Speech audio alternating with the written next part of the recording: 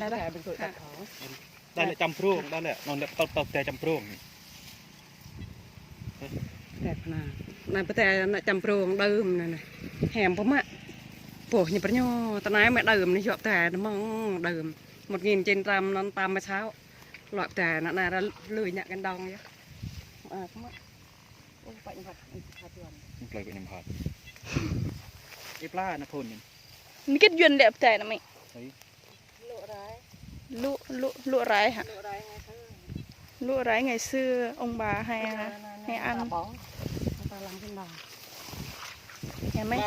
này ta ăn vừa ngon vừa thơm lúa này thơm lắm mọi người thơm lắm á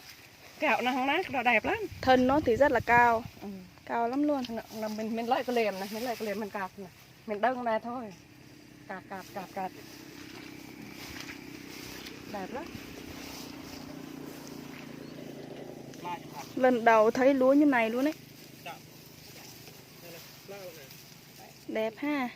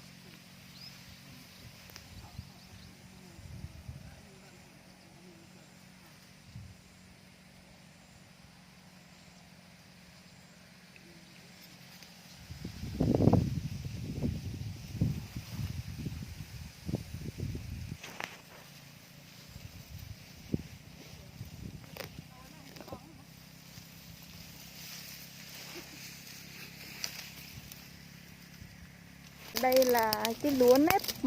cái màu đen hiếm gặp lắm